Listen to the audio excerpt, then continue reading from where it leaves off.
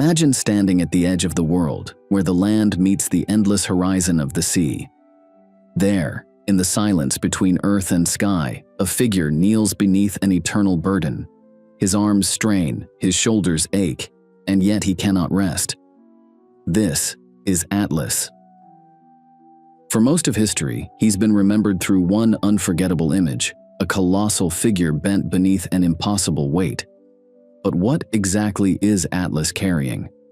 Contrary to what so many statues and paintings suggest, it isn't the earth. The Greeks told a different story, one where Atlas bears the vault of the heavens themselves, keeping order in a world forever changed by war. Yet Atlas is more than just a titan punished for rebellion. In some tales, he is a king at the world's edge, in others, a guardian of the Hesperides, and in later traditions, even a teacher of mankind, a bringer of knowledge written in the stars. His story winds through the Titanomachy, through encounters with heroes like Perseus and Heracles, and into the very way we map and imagine the world today. This is the story of Atlas, the titan sentenced to hold up the heavens. Atlas was not just any titan. His roots lay deep in one of the most important bloodlines of Greek mythology, a family whose legacy stretched from rebellion against Zeus to the very shaping of human destiny. He was born the son of the titan Iapetus and the Oceanid Clymene. From their union came 4 brothers, each embodying a different aspect of human destiny: Prometheus, Epimetheus, Menoetius, and Atlas himself. Their names will appear again later, but from the beginning, Atlas was the one marked by strength, the strongest, the most enduring, destined to bear a punishment greater than any of his brothers could imagine. From the start, the Greeks saw these 4 siblings as more than just divine figures. They were symbols of humanity itself: cunning, folly, destruction, and endurance. Atlas was the one who carried the weight of survival, the eternal reminder that strength and suffering are inseparable. In Hesiod's Theogony, one of the oldest surviving sources of Greek myth, Atlas appears not as a king or astronomer, but simply as the titan burdened at the edge of the world. Already his role was unique. While other titans were cast into Tartarus in chains, Atlas's fate was different. He was singled out, not for cunning like Prometheus, nor arrogance like Menoetius, but for his sheer might. Only Atlas was strong enough to bear the vault of the heavens, and so only Atlas was condemned to do so forever. Even in his beginnings, Atlas was more than just a rebel. He was a figure set apart from the start, chosen, or cursed, to carry the heaviest weight in all of creation. The Greeks did not often waste words on the physical descriptions of their gods and titans, yet when it came to Atlas, his very essence was bound to his appearance. He was strength made flesh, a towering figure whose body was not carved for beauty but for endurance. Hesiod's verses describe him in simple, unadorned terms. Atlas, standing at the edge of the world, shoulders straining as he bears the weight of the heavens. No throne, no crown, no golden armor marks him as a king among titans. His identity is written instead in the unyielding lines of his body, forever bent beneath his burden. In him, the Greeks saw raw power chained to eternal labor. Later storytellers and artists gave this vision shape. Vase paintings and temple carvings showed Atlas with arms locked above his head, muscles taut as if he were both man and pillar at once. His posture was never relaxed, his stance never free. To depict Atlas was to show the endless straining of the body against the immovable weight of the sky. But over time, something changed. By the age of the Romans, and especially during the Renaissance, Atlas was no longer shown supporting the heavens. Instead, he bore the world itself. Marble statues and illuminated manuscripts portrayed him with a massive globe pressed to his shoulders, the entire earth, oceans, and continents alike balanced upon his back. It was not faithful to the old myths, but it was powerful, and the image endured. This transformation in art reshaped his legacy. The Titan once remembered for holding apart the heavens became the one who carried the world. It is this version that most people recognize today, Atlas as the weary giant stooped under the globe, a symbol of the crushing weight of existence itself. And yet, beneath these changing depictions, the truth of the Greek imagination remains.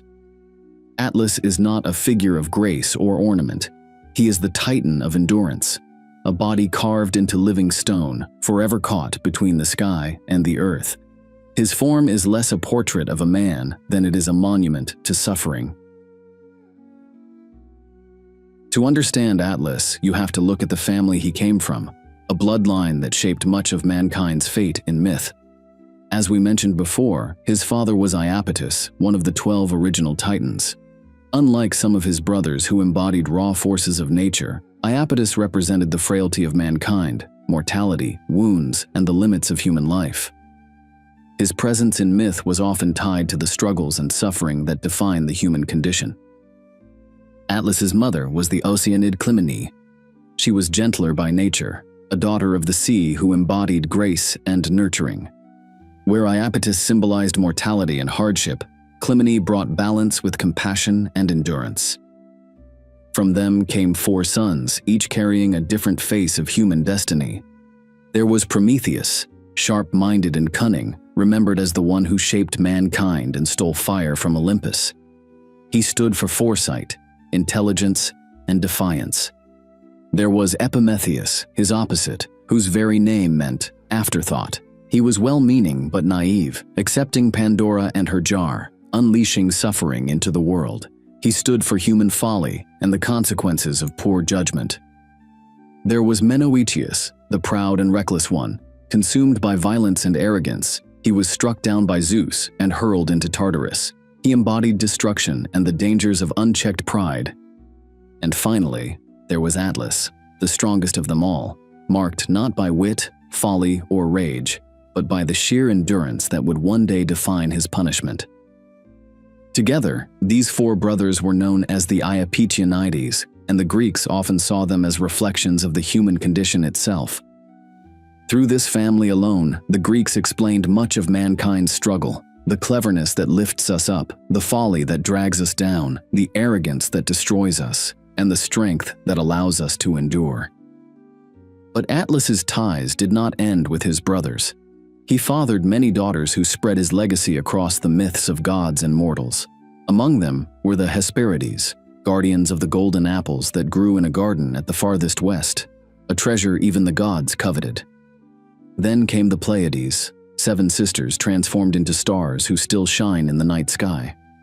Through Maia, the eldest of the Pleiades, Atlas became the grandfather of Hermes, the swift messenger of the gods, binding his line directly into the Olympian family tree. He was also father to the Hyads, nymphs of rain and sorrow, whose grief was immortalized among the constellations, and to Calypso, the nymph who entrapped Odysseus on the island of Ogygia. Through these children, Atlas's name reached from the depths of the sea to the very heavens above, stretching into every corner of the Greek imagination. In this way, Atlas's family framed both his downfall and his immortality. From his father, Iapetus, he inherited rebellion. From his brothers, he inherited struggle.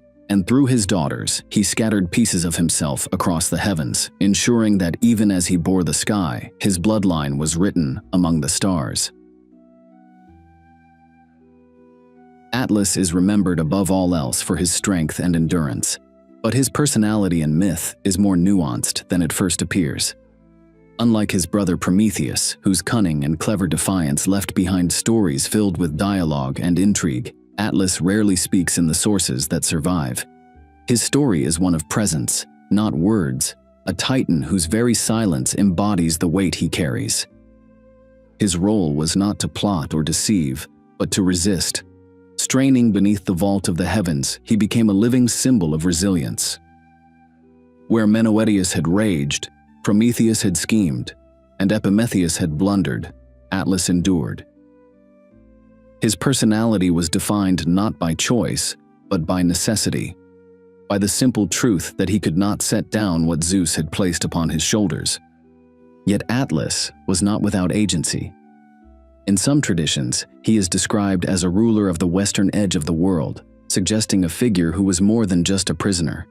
But we'll leave that for a later chapter. His powers were immense, though not expressed through lightning, storms, or clever tricks. Atlas's power was his sheer, unshakable might. He could stand where others would fall. He could hold what others could not. Later myths even emphasized his intelligence, with writers crediting him as the first teacher of astronomy. If he bore the heavens upon his back, then he also studied their movements, their patterns, and their secrets. In this way, Atlas was not just the strength that held up the stars.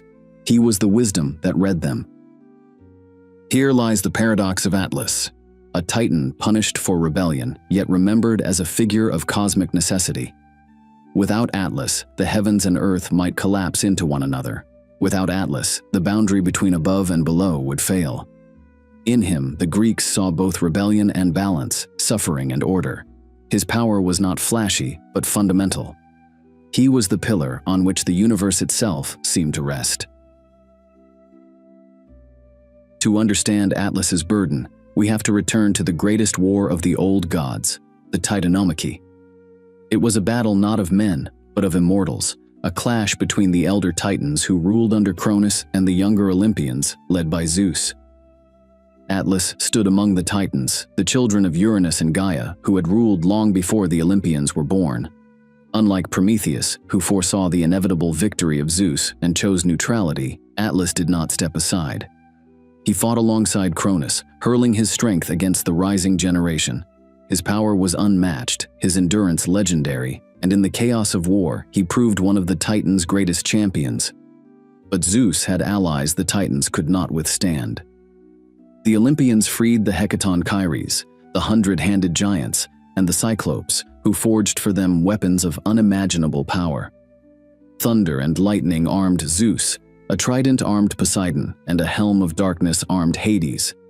Against such might, even the strongest of the Titans began to falter. The war raged for 10 years, shaking the very foundation of the world. In the end, the Olympians triumphed. Many of the Titans were cast down into the black depths of Tartarus, chained in shadow and guarded by the Hecaton Kyries. But Atlas's punishment was different. Zeus saw in him not only rebellion, but the raw strength that had made him dangerous. Where his brothers Prometheus and Epimetheus were spared, and Menœtius was struck down, Atlas was given a sentence that set him apart: to stand forever at the edge of the earth and hold the heavens upon his shoulders.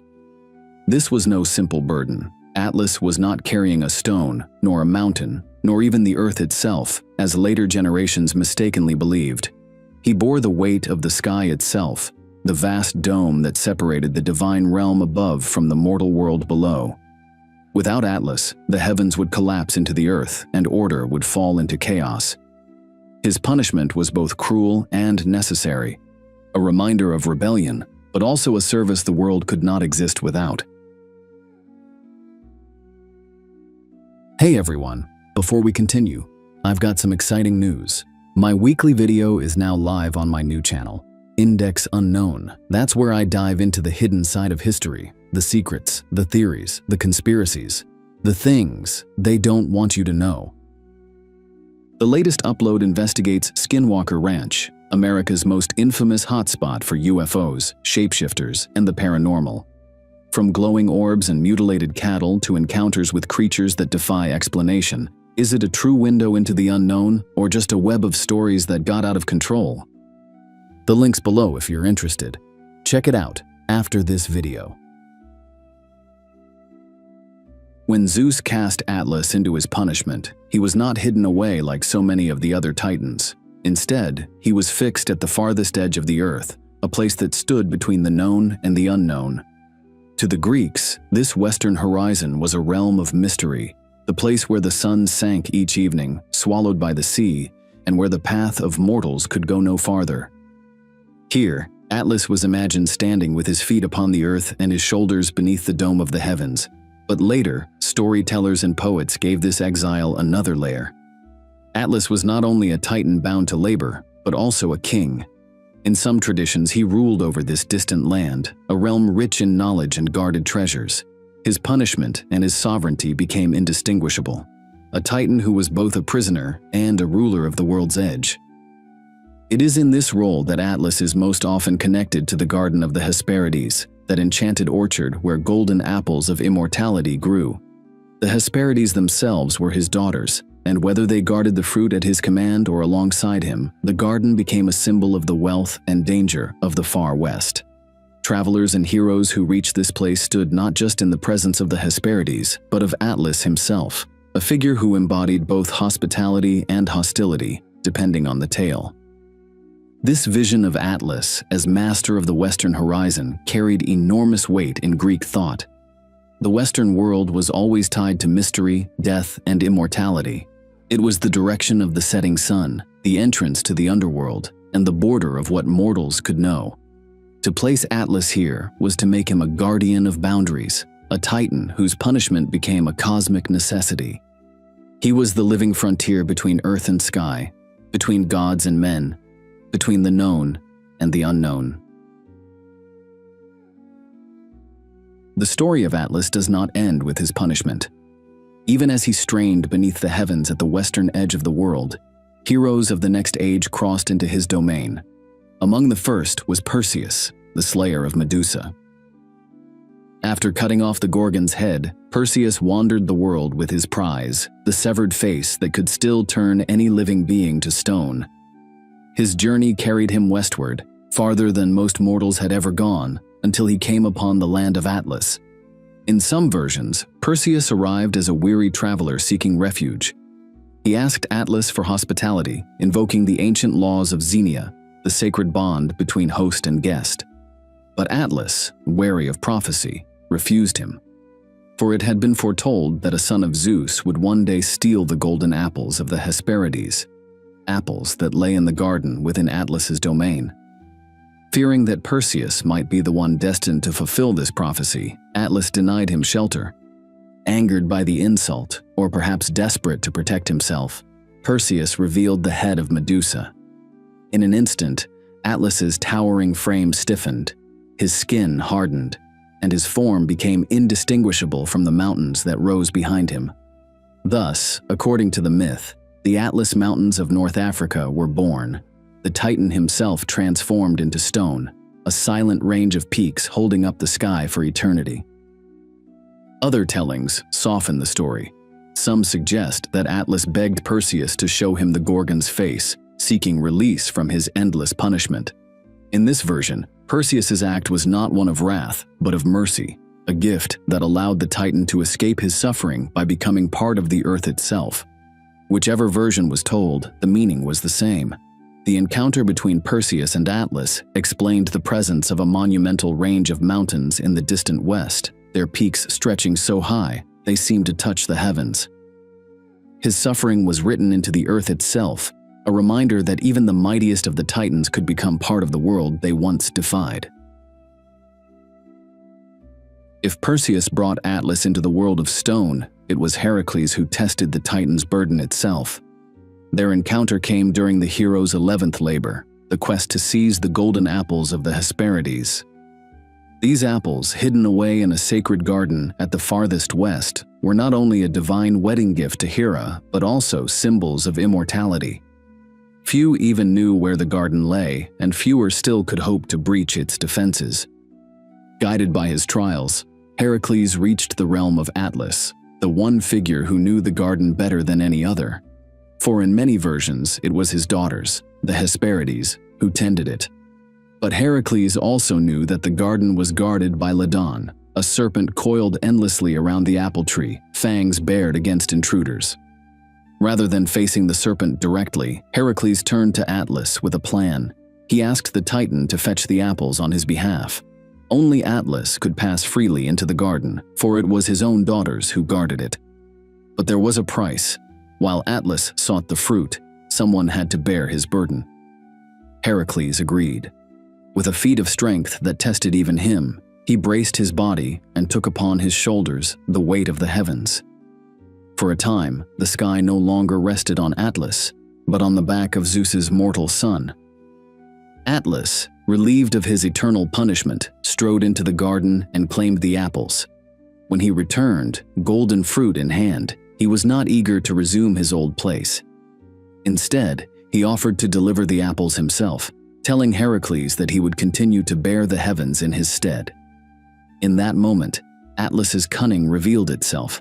for after centuries of labor, he had no desire to bow once more beneath the sky. But Heracles was no fool.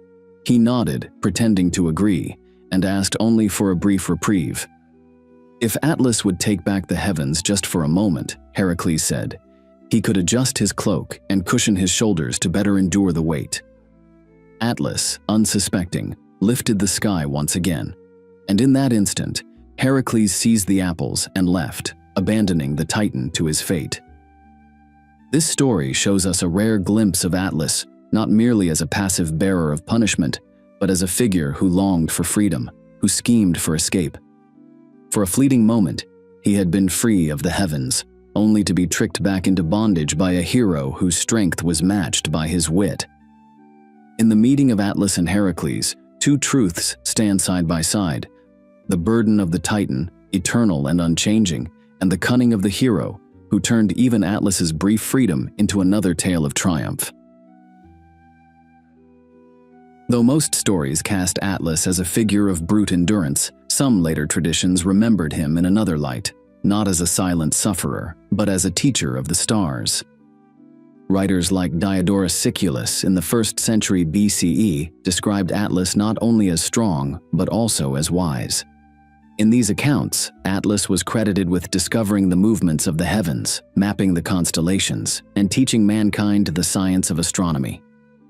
This was more than just a poetic flourish.